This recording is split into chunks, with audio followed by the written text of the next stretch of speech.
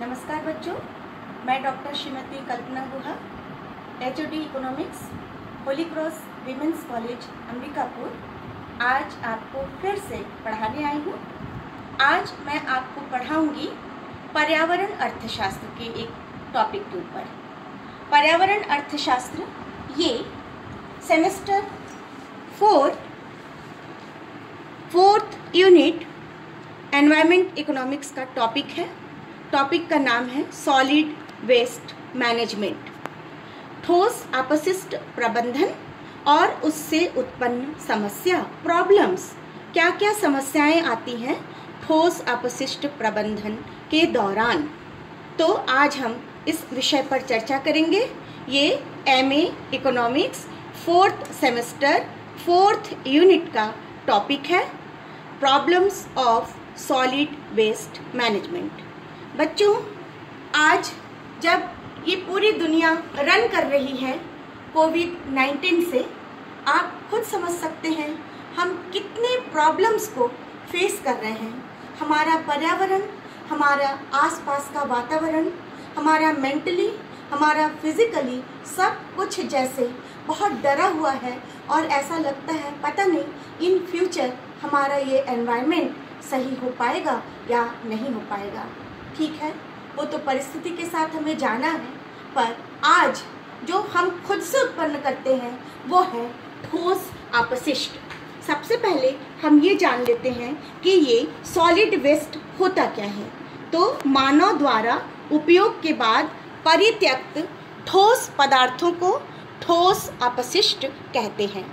विभिन्न प्रकार के डिब्बे, कांच, बोतल, पॉलीथीन बैग जो हम हमेशा देखते हैं अपने आसपास, राख, प्लास्टिक के सामान, लोहा, कबाड़ की चीज़ें, ये सभी ठोस अपशिष्ट के अंतर्गत आते हैं और आज इनकी मात्रा निरंतर बढ़ती जा रही है।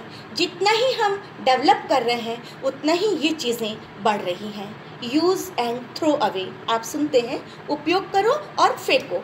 इससे जो है ठोस अपशिष्ट पदार्थ में और भी ज़्यादा वृद्धि हो रही है, जो कि हमारे लिए आज बच्चों एक ज्वलंत समस्या बन गई है। आज हम ट्रेन में जा रहे हैं, बस में जा रहे हैं, हमारा सारा सामान यूज़ एंड थ्रो, खाने का पैकेट लेते हैं, पानी का बॉटल लेते हैं, सभी को हम क्या करते हैं, थ्रो कर देते हैं। यही है ठोस अपशिष्ट। तो निश्चित ही आज का जो हमारा उपभोगवादी जीवन शैली है, इसके कारण इन समस्याओं से हम बहुत अधिक जूझ रहे हैं। सबसे पहले हम ये देखते हैं कि ये ठोस अपशिष्ट के स्रोत यानी कि सोर्सेज कौन कौन से हैं सॉलिड वेस्ट के। तो सबसे पहला है औद्योगिक अपशिष्ट, मतलब इंडस्ट्रियल सेक्टर से जो वेस्टेज आता है वो औद्योगिक अपशिष्ट के अंतर्गत आता है। इससे मृदा प्रदूषण होता है, सॉइल में जो है पॉल्यूशन आता है, लैंड पॉल्यूशन होता है। जैसे हम यदि कोई एक शक्कर कारखाना खोलते हैं तो निश्चित ही वहाँ भारी मात्रा में खोई निकलता है और तापीय ऊर्जा संयंत्रों से राख निकलता है, तांबा है, एल्युमिनियम उद्योग है, इनसे बहुत ज़्यादा खतरनाक रसायन उत्पन्न होते हैं और ये हमारे सभी औद्योगिक अपशिष्ट कहलाते हैं। दूसरा स्रोत है घरेलू और नगर पालिका अपशिष्ट। इसमें घरों से निकलने वाले गंदा पानी, कूड़ा करकट, सार्वजनिक स्थलों पर जो हम टीन फेंकते हैं, बॉटल फेंकते हैं, शादी ब्याह का समय रहता है जहाँ, या कोई समारोह होता है वहाँ पर अक्सर ये बॉटल वगैरह फेंके जाते हैं, खाने के दोना पत्तल फेंका जाता है, प्लास्टिक फेंका जाता है, कागज़, पुराने गाड़ियों के टायर है, इलेक्ट्रॉनिक वेस्टेज हैं, ये सभी जो है घरेलू और नगर पालिका अपशिष्ट के अंतर्गत आते हैं और ये एक बहुत ही विकट समस्या है। भारत में मुंबई में, जो कि हमारा एक मेट्रोपॉलिटन सिटी है, यहाँ सबसे ज़्यादा वेस्टेज निकलता है। मृत जानवर हुआ, राख है, धूल है, तोड़ फोड़ के दौरान जैसे मकान बनाए, बिल्डिंग बनाए, कारखाना बनाए, ऐसे में जो अपशिष्ट निकलता है, जो वेस्टेज निकलता है, वो भी इसके अंतर्गत आता है। और तीसरा जो सोर्स है बच्चों वो है कृषि जनित, एग्रीकल्चर सेक्टर से। निश्चित ही जब हम फसल बो लेते हैं, फसल काट लेते हैं, उसके बाद आप देखते हैं खेत में डंठल, पत्ते, घास फूस, लकड़ियाँ चारों तरफ पड़ी हुई रहती हैं, तो ये हमारा एग्रीकल्चर सेक्टर का वेस्टेज कहलाता है। चौथा है, फोर्थ वन है खनन। खनन मीन्स माइंस। माइंस के दौरान भी जब हम कोई खनिज प्राप्त करते हैं, कोयला हुआ, आप देख लीजिए कोयला, हमारा ये जो सरगुजा बेल्ट है यहाँ तो पूरे कोयले की भरमार है। जब वो कोयला निकल जाता है उसके बाद भारी मात्रा में अपशिष्ट निकलता है, मलबे का ढेर बन जाता है। बच्चों आजकल बहुत सरकार को कहिए और हम इंसान को भी कहिए कि बहुत ज़्यादा इंसान जागरूक हो गया है, इसलिए जो वो मलबा होता है आज उस मलबे के ढेर पर जो है बहुत ज़्यादा प्लांटेशन कर दिया जाता है, ताकि ये जो वेस्टेज है ये हमारे पॉल्यूशन को कुछ हद तक क्या कर सके, कम कर सके। फिफ्थ वन है चिकित्सीय अपशिष्ट, दिखाई दे रहा है मेडिकल वेस्टेज। इसमें ऑपरेशन के बाद या मेडिकल हॉस्पिटल के आसपास आप देखेंगे साज सामान, बैंडेज होते हैं, सीरिंज होता है, ग्लूकोज बॉटल होते हैं, दस्ताने होते हैं, ब्लड से लगा हुआ बेडशीट्स होते हैं, ऑपरेशन के बाद निकाले गए कई कटे फटे अंग होते हैं। ये सभी जो है हमारे किसके अंतर्गत आते हैं, सॉलिड वेस्ट किसके तहत है, ये सभी मेडिकल से संबंधित होता है। नंबर 6 जो हमारा सोर्स है, हम लोग यहाँ देख रहे थे सोर्सेज ऑफ सॉलिड वेस्ट, इसके तहत है इलेक्ट्रॉनिक अपशिष्ट। इलेक्ट्रॉनिक्स गुड्स के द्वारा जो वेस्टेज निकलता है इन्हें हम ई वेस्ट भी कहते हैं बच्चों, जिसमें computer, chip, phone, battery, DVD, calculator, TV, खिलौने, ये सभी आते हैं जो कि इलेक्ट्रॉनिक से चलते हैं। आज किसी इंसान के पास एक मोबाइल नहीं है, 2-2, 3-3 है। यदि ख़राब हो जाता है हम उसको थ्रो कर देते हैं। तो इस तरह से जो डेवलप्ड कंट्रीज़ हैं उनके सामने भी ये इलेक्ट्रॉनिक्स जो अपशिष्ट होते हैं, वेस्टेज होते हैं, इनकी समस्या बहुत ज़्यादा है हमारे डेवलपिंग कंट्रीज़ की तुलना में। यदि हम कंपैरिजन करें तो अमेरिका, जापान, जर्मनी, रशिया, इन देशों में ये इलेक्ट्रॉनिक्स वेस्टेज बहुत अधिक है, जो कि हमारे पॉल्यूशन को और ज़्यादा बढ़ाते हैं, हमारे एनवायरनमेंट को जो है बहुत ज़्यादा दूषित करते हैं। बच्चों ये सभी कारक जो हैं कहीं ना कहीं हमारे सोर्स हैं जो कि सॉलिड वेस्ट को उत्पन्न करते हैं। आगे अब हम बढ़ते हैं और इसमें हम देख रहे हैं कुछ, मैं टेबल में बनाई हूँ बच्चों कि प्रमुख देशों में प्रति व्यक्ति ईयरली ई वेस्ट विसर्जन यानी उत्सर्जन कितना होता है। तो मैंने कुछ महत्वपूर्ण देश लिए हैं यहाँ, यूनाइटेड किंगडम है, फ्रांस है, जर्मनी है, रशिया है, चाइना है और इंडिया है। इनके यहाँ ई वेस्टेज किलोग्राम में दिए हुए हैं और आप देख सकते हैं यहाँ सबसे ज़्यादा जो है यूनाइटेड किंगडम 23.5 जो है यहाँ ई वेस्ट निकलता है। और उसके अकॉर्डिंग यदि हम जाएं तो हम देखते हैं इंडिया, मैंने यहाँ स्टार किया हुआ है, इंडिया में सबसे कम ई वेस्ट है जो कि 1.3 kg के बराबर दिखाई दे रहा है। और फ्रांस और जर्मनी दोनों करीब करीब एक हैं, 21.1 और 21.6, बहुत ज़्यादा डिफरेंस नहीं है फ्रांस और जर्मनी में। और भारत में जो है सबसे कम है ई वेस्ट विसर्जन। लेकिन यदि मैं सिर्फ अपने इंडिया को लूँ तो हमारे यहाँ के जो मेट्रोपॉलिटन सिटीज़ हैं, जिसमें आप जानते हैं मुंबई आता है, कलकत्ता है, दिल्ली है, अहमदाबाद है, सूरत है, नागपुर है, पुणे है, सारी बड़ी बड़ी सिटीज़ हैं, यहाँ बहुत ज़्यादा ई वेस्ट हैं जिसका 10% भी रिसाइकिल नहीं हो पाता है। और जिसका ये परिणाम होता है कि जो पॉल्यूटेंट फैक्टर्स हैं वो क्या होते जा रहे हैं, बढ़ते जा रहे हैं। और इन्हीं सब की जब चर्चा करती हूँ तो एक बहुत बड़ा फैक्टर आता है प्लास्टिक वेस्ट। आज ये एक बहुत ज्वलंत समस्या है। सामान पैक करना हो, सब्जियों को लाना हो, अनाज को बोरे में भरना हो, सभी जगह इसका प्रयोग करते हैं। रस्सियाँ, फर्नीचर, बॉटल, पायदान, शहरों से गांवों की ओर इसके अधिक प्रयोग को बढ़ावा दिया गया है। कई नई नई तकनीक अपनाकर हम पतली थैलियाँ बना रहे हैं जो कि 5 माइक्रोन के होते हैं और उनको बनाकर बेचा जा रहा है। कई बार गवर्नमेंट इसके ऊपर रोक भी लगाती है, उनको सीज भी करती है, लेकिन फिर भी चोरी छिपे, और हम क्यों झूठ कहें, जब हम भी जाते हैं तो हम भी दुकानदार से यही कहते हैं, भैया टमाटर को आप पॉलीथीन में डाल दो, बाकी सब्जियों के साथ गल जाएगा। तो कहीं ना कहीं हम भी इसके लिए दोषी हैं, जिम्मेदार हैं। थैलियों को पाइपों के कारण ड्रेनेज सिस्टम भी क्या हो जा रहा है, ब्लॉक हो जा रहा है। ये जो प्लास्टिक की थैलियाँ होती हैं उससे पशु इनको खा लेते हैं, मर जाते हैं। यदि हम पानी में फेंक देते हैं तो वहाँ भूमि क्षरण हो रहा है, जो मछलियाँ हैं और भी कई जो समुद्री जो जीव होते हैं वो भी इनको खा लेते हैं, पचा नहीं पाते हैं और असामयिक वो भी डेथ कर जाते हैं। और यदि हम सोचते हैं इन थैलियों को हम जला दें तो इतनी गंदी बदबू आती है बच्चों, आप खुद देखते होंगे, डाइऑक्सिन, फॉस्जिन और ऐसे विषैले गैस जो है इनमें से निकलते हैं। आसानी से ये नष्ट भी नहीं होता, पूरे एनवायरनमेंट को ये दूषित करता है। कौन? हमारा ये प्लास्टिक वेस्ट। रंगीन थैली हम प्रयोग करते हैं, उसमें कैडमियम होता है जो कि बहुत ही घातक होता है और ये प्लास्टिक जो है वो हल्का भी होता है। हम यदि फेंकते हैं तो वो उड़ उड़ करके कभी शहर और कभी गांव, कभी तालाब, कभी नदी, कभी समुद्र के किनारे पहुंच जाता है और हमारे पूरे क्षेत्र को, पूरे पर्यावरण को ही बच्चों क्या करता है? प्रदूषित करता है। वर्तमान में ठोस अपशिष्ट में 4 से 9% तक, आप सोच सकते हैं 4% से लेकर 9% तक जो है प्लास्टिक ही होता है और इसी को यूज़ भी किया जा रहा है।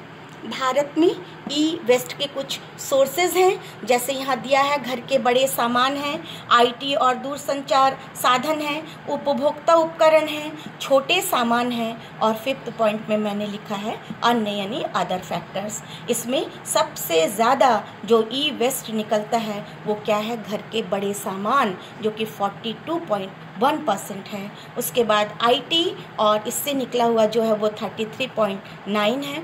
जो कंज्यूमर जो यूज़ करते हैं घर में, फ्रिज है, कूलर है, माइक्रोवेव है, मिक्सी है, ये सब जो चीज़ें हैं इनसे 13.7, छोटे छोटे जो सामान होते हैं उनसे 4.7 और अदर फैक्टर से हमारा 5.6 या 5.6% जो है ये भारत में ई वेस्ट के स्रोत के रूप में जाने जाते हैं, जिसमें सबसे अधिक कौन है? घर के बड़े सामान। यदि बड़ा एक पलंग खराब हो जाता है हम बाहर निकाल देते हैं, बड़ा टीवी खराब हो गया बाहर निकाल देते हैं। अन्य जैसे बूचड़ खाना जहाँ पशुओं को रखा जाता है वहाँ से भी अपशिष्ट निकलता है, मेडिकल वेस्ट निकलता है, पोल्ट्री फार्म का कचरा भी आता है।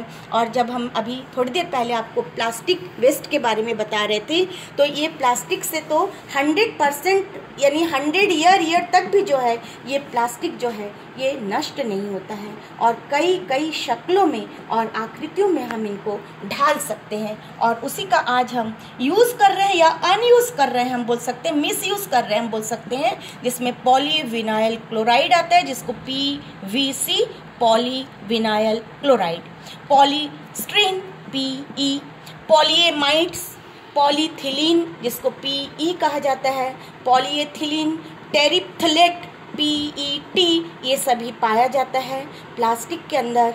और विश्व के प्लास्टिक की उत्पादन क्षमता प्रतिवर्ष जो है वो 100 मिलियन मैट्रिक टन है बच्चों। 100 मिलियन मैट्रिक टन प्रतिवर्ष प्लास्टिक की विश्व उत्पादन क्षमता है। और आप देख सकते हैं ये प्लास्टिक वेस्ट एक ज्वलंत समस्या है और इसके सारे जो दुर्गुण हैं उनके बारे में मैं भी आपको बता रही थी। तो ये अपशिष्ट प्लास्टिक चाहे किसी भी रूप में क्यों ना हो, हमें और आपको सजग होना है, उसे बिखेरने नहीं देना है, उसे बिखेरने न दिया जाए। तो अगला जो फैक्टर है यहाँ हम देखे थे सोर्सेज ऑफ सॉलिड वेस्ट, जिसमें औद्योगिक अपशिष्ट था, घरेलू नगरपालिका, कृषि जनित अपशिष्ट, खनन अपशिष्ट, चिकित्सीय अपशिष्ट, इलेक्ट्रॉनिक अपशिष्ट और इसी क्रम में अब 7वें नंबर पे है रेडियोधर्मी अपशिष्ट, जिसको हम कहते हैं रेडियो एक्टिव वेस्टेज। आज बहुत ज़्यादा इसका प्रयोग हो रहा है। जितने भी डेवलप्ड कंट्रीज़ हैं वो तो इनको अपना ही रहे हैं, साथ में डेवलपिंग जो कंट्रीज़ हैं वो भी इनको बहुत ज़्यादा अपनाते हैं। और ये जो आणविक अपशिष्ट कहलाता है, हिरोशिमा नागासाकी, इसमें जो विस्फोट हुआ था, उसका जो विनाश हुआ था, आप इतिहास और कई सोशल साइंस के बुक में आप इनके बारे में पढ़ते हैं। इससे पूरा वर्ल्ड जो है चिंतित हो गया था। ये आणविक ऊर्जा संयंत्र से निकलकर वायुमंडल में फैल जाता है।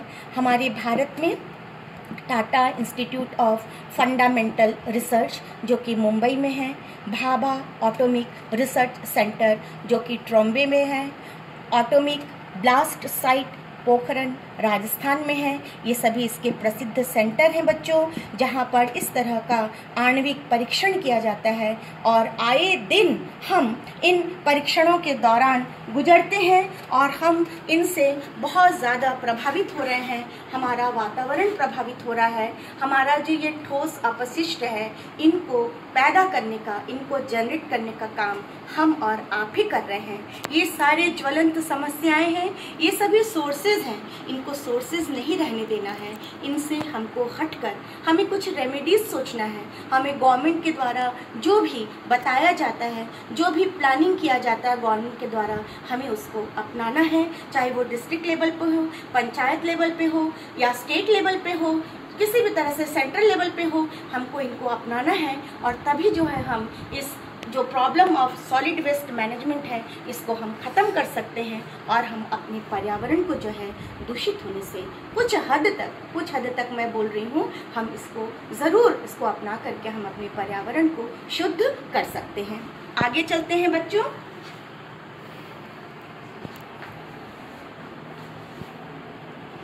इन अपशिष्टों से कौन से अपशिष्ट, जो मैंने अभी आपको बताए थे, जो रेडियो एक्टिव, जो आणविक जो होते हैं, जो परीक्षण किए जाते हैं, उनसे जो भी गैस और जो भी विषैले तत्व निकलते हैं, उससे त्वचा रोग होता है, श्वसन रोग होता है, रक्त संचरण रोग होता है, कैंसर जैसा लाइलाज बीमारी जिसको हम कहते हैं, जिसे सुनकर हम डर जाते हैं, ये भी संभव है। सीसा, जिंक ऐश, जिंक छीलन, खराब खनिज तेल, खराब तेल, ये सभी हमारे वातावरण को नुकसान पहुंचाते हैं। तभी तो हम कहते हैं बच्चों, it is you to remain in heaven और otherwise wastage will take you in hell. आप समझ गए होंगे कि ये हम पर निर्भर है कि हम खुद में रहें, स्वयं में रहें, या नहीं तो अपशिष्ट हमें कहाँ लेकर चला जाएगा, नरक में लेकर चला जाएगा। अभी तक बच्चों हम ठोस अपशिष्ट कितने प्रकार के होते हैं, इसके कौन कौन से स्रोत हैं, इसके बारे में पढ़ रहे थे, इसके दुष्प्रभाव के बारे में पढ़ रहे थे, और अब जो है हम इसे कैसे कंट्रोल करें, कैसे नियंत्रित करें, इसके बारे में हम देखेंगे आगे। और आज हम इसके बारे में प्रयास भी कर रहे हैं। तो अगला जो हमारा हेडिंग है वो है ठोस अपशिष्ट पदार्थों का निष्पादन। कौन कौन से रेमेडीज हैं जिनको अपनाकर हम जो सॉलिड वेस्ट में जो हमारा प्रॉब्लम आ रहा है उसको हम दूर कर सकते हैं। इसके लिए कई प्रयास किए जा रहे हैं, जिसमें सबसे पहला आज घर घर में देखने को मिलता है ठोस कचरा एकत्रण। आजकल हर क्षेत्र में नगर पालिका हो, नगर निगम हो, इनके द्वारा ग्रीन और ब्लू कलर का डिब्बा बनाया जाता है, हर घर घर में दिया गया है, और बहुत ही मिनिमम चार्ज जो है इसमें हम और आपसे वसूल किया जाता है नगर पालिका के द्वारा, जिसमें हम लोग क्या डालते हैं, गीला और सूखा कचरा को डालते हैं, और जो दीदियां हैं वो रिक्शा, ई रिक्शा कहते हैं हम, जिसे लेकर आती हैं और हमारे कचरे को नियमित वो हमारे घर घर से लेकर के जाती हैं। दूसरा है ठोस कचरा परिवहन। ये तो था कचरों को एकत्रित करके जो डिब्बों में, रिक्शे में ले जाके उन लोग ले जाते हैं। दूसरा इसमें परिवहन। कई बार क्या होता है, हम जिस कॉलोनी में रहते हैं, मोहल्ले में रहते हैं, वहाँ पर दूसरे दिन ट्रैक्टर या उसी दिन शाम तक ट्रैक्टर आता है, या फिर ढुलाई के लिए कोई ठेला गाड़ी आता है, और वो जो कचरा है जिसको एकत्र करके गए हैं, नालियों से उठा कर गए हैं, उन कचरों को क्या करते हैं, उन ट्रैक्टर और ठेलों में लाद करके नगर पालिका के द्वारा ये काम किया जाता है, प्रत्येक वार्ड में किया जाता है। इसलिए हमारा वार्ड बहुत साफ भी दिखता है और बहुत अच्छा लगता है हमें चलने फिरने में। तो ठोस कचरे का परिवहन किया जाता है। तीसरा है अपक्षय पदार्थों का दहन। अपक्षय मतलब जो नाश नहीं हो पाता है, जो कि पर्यावरण को बहुत ज़्यादा क्या करता है, दूषित करता है। ऐसे चीज़ों को हम क्या करते हैं, जला देते हैं। दहन करना मतलब जलाना। भस्मकारी यंत्रों का प्रयोग कर ज्वलनशील अपशिष्टों जैसे दफ्ती, कागज, लकड़ी, रबर, कूड़ा कटकर को हम क्या करते हैं, जला देते हैं, और दूसरी ओर उत्पन्न ऊर्जा का हम अलग अलग उपयोग भी करते हैं। ठोस अपशिष्ट पदार्थों के निष्पादन में अगला कारक है स्वास्थ्य रक्षक भूमि भराव। यानी जो अपशिष्ट पदार्थ निकलता है उनको हम क्या करते हैं, थोड़ा गहरा गड्ढा करते हैं और उसमें गिराकर उसके ऊपर मिट्टी की अच्छी मोटी परत डाल देते हैं और बुलडोज़र से उसको दबा दिया जाता है। इससे भी प्रदूषण कम होता है और छोटे छोटे नगरों में ये बहुत ही उपयुक्त विधि होती है, जिसमें हम भूमि में कचरों को डालकर उसको पाट देते हैं। नंबर 5, एकत्रित अपशिष्टों की डंपिंग भी की जाती है, यानी शहर से बहुत दूर कहीं ले जाकर के उन्हें डंप किया जाता है, गड्ढों को भरा जाता है। नंबर 6 है कंपोस्ट उर्वरक निर्माण। ये बहुत ही अच्छी विधि है, इसे हम आप भी अपना सकते हैं। इसमें सब्जियों के छिलके हैं, पौधों के डंठल हैं, पत्तियां हैं, इनको हम गड्ढे में भर दें यदि तो कंपोस्ट खाद बन जाता है और ये ठोस अपशिष्टों का निष्पादन भी इसमें हो जाता है और खाद भी बन जाता है, जो कि हमारे लिए बहुत ही उपयोगी होता है।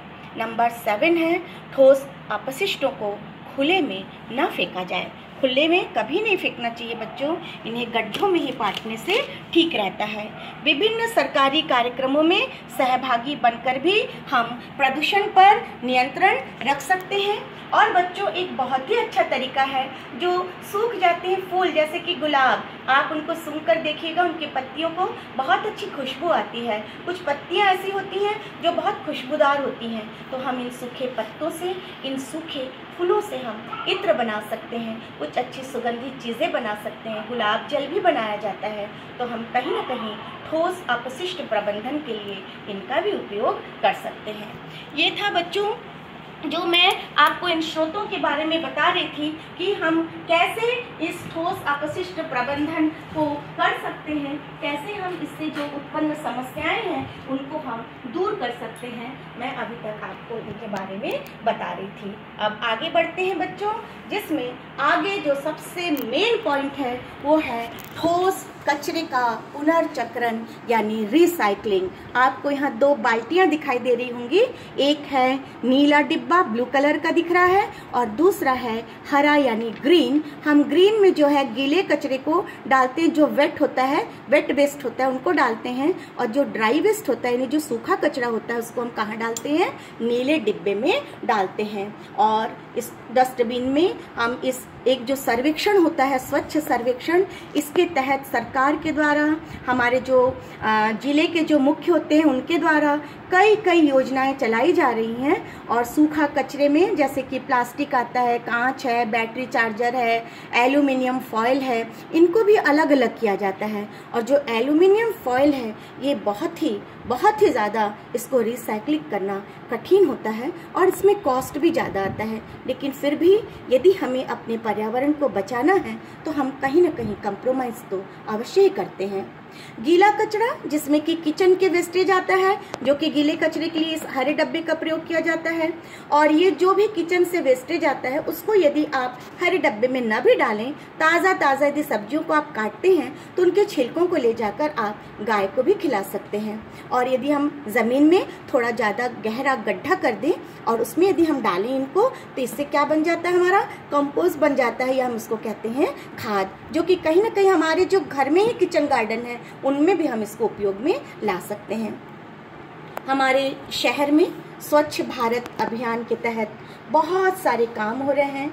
घर से ही गीला कचरा, सूखा कचरा हम अलग अलग 2 डिब्बों में रखते हैं और प्रतिदिन दीदियाँ आती हैं रिक्शे में और इस ठोस कूड़े करकट को, गीले कूड़े करकट को हमारे घर से ले जाती हैं। और प्रति व्यक्ति शहरी ठोस कूड़े का राष्ट्रीय औसत जो है ये 350 ग्राम है।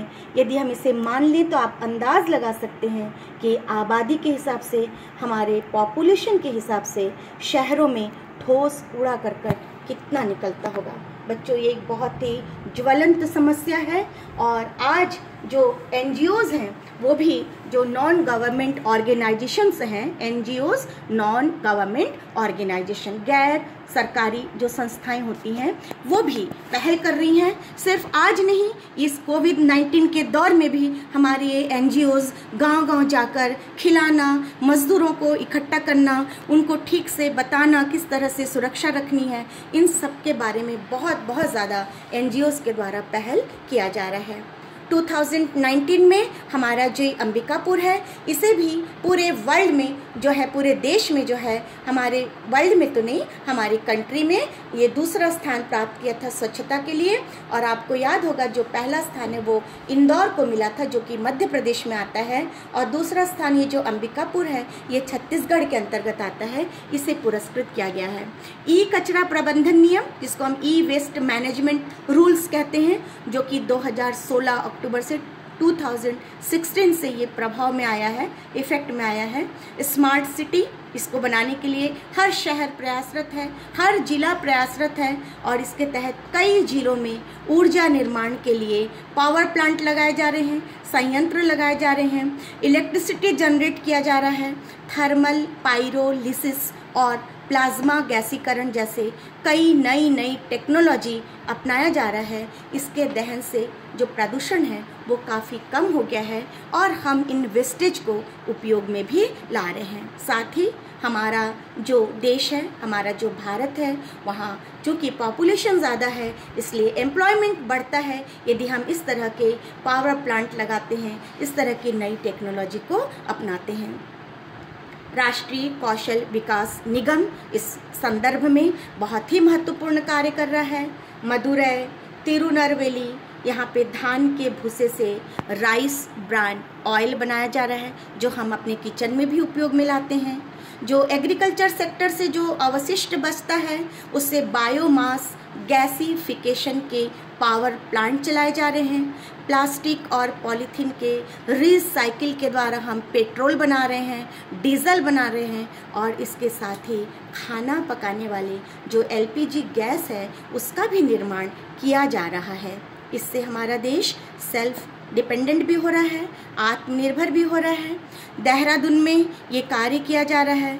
Smart toilet made of waste plastic bag, इनके द्वारा टाइल्स मार्केट में से लाया जा रहा है, जिसमें स्मार्ट टॉयलेट बनाया जा रहा है इससे।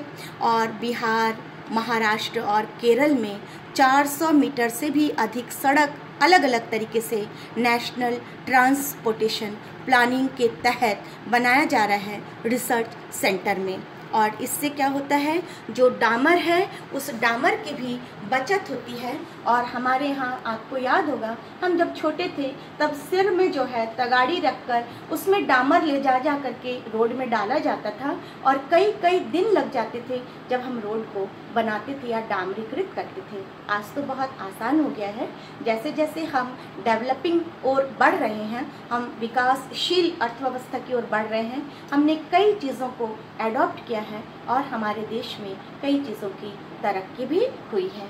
तो ये जो सॉलिड वेस्ट मैनेजमेंट था, ये बहुत ही प्रॉब्लम दे रहा था, लेकिन उसकी जो रेमेडीज़ है वो भी बहुत ही अच्छी रेमेडीज़ अपनाई जा रही है। और इसके अंतर्गत हमें आज भी हमें चुप नहीं बैठना है, हमें अपनी भी भागीदारी निभानी है। जन जागरूकता भी आवश्यक है बच्चों। इंदौर, अंबिकापुर और पुणे जैसे जो मॉडल हैं वो शहरों से जानकारी प्राप्त करते हैं।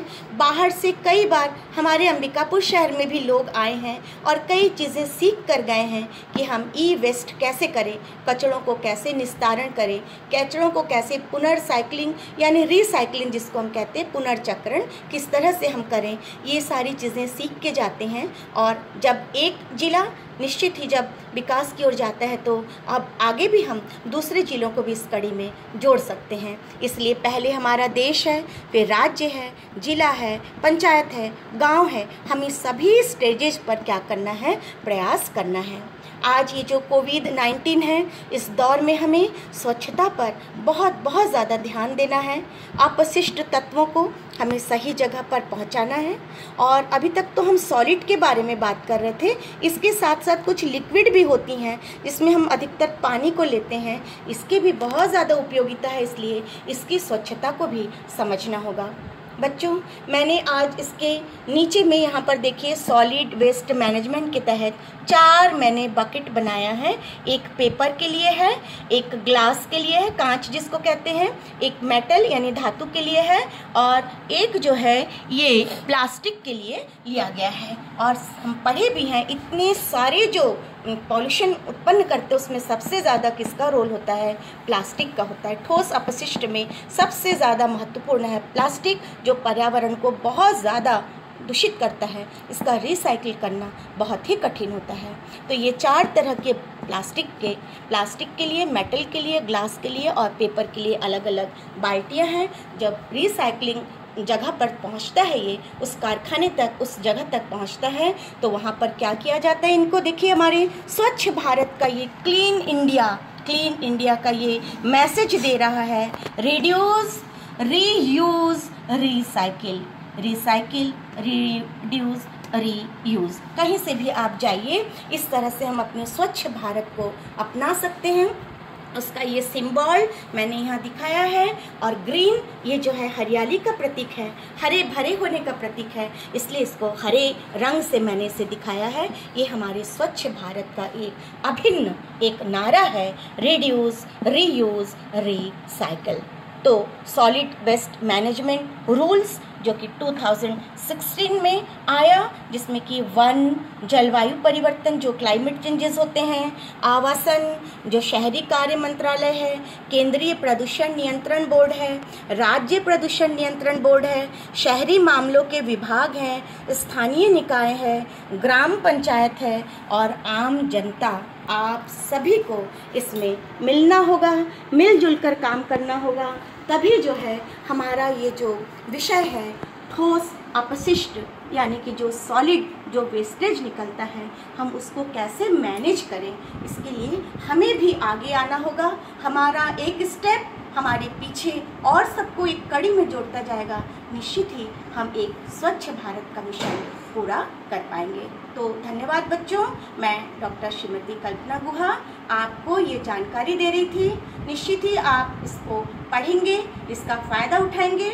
और बच्चों, जो मेरा सिद्धांत है, जो मेरा प्रिंसिपल कहता है, जहाँ कहीं आपको छोटे छोटे डायग्राम दिखाई देते हैं, जैसे कि मैंने यहाँ आपको दिखाया है ये ब्लू कलर का बाल्टी, जिसमें हम क्या रखते हैं? सूखा कचरा। जो ग्रीन कलर का है, इसमें गीला कचरा। इस तरह के जो छोटे छोटे डायग्राम्स हैं। फिर मैंने यहाँ पर सॉलिड वेस्ट मैनेजमेंट के लिए 4 बाल्टियाँ बनाई हैं। फिर इसको स्वच्छ भारत का एक यहाँ पर सिंबल दिया है। आप यदि इस तरह के छोटे छोटे डायग्राम को पर्यावरण अध्ययन के अंतर्गत भी बनाते हैं, तो निश्चित ही आपके मार्क्स निश्चित रूप से हाई आएंगे, अच्छे आएंगे। तो थोड़ा सा नंबर गेन करने के लिए आपको अपने इस टॉपिक के तहत छोटी छोटी टेबल्स, छोटे छोटे डायग्राम को भी स्थान देना चाहिए। तो बच्चों, आज के लिए इतना ही है। आप सभी को एक बार फिर से धन्यवाद।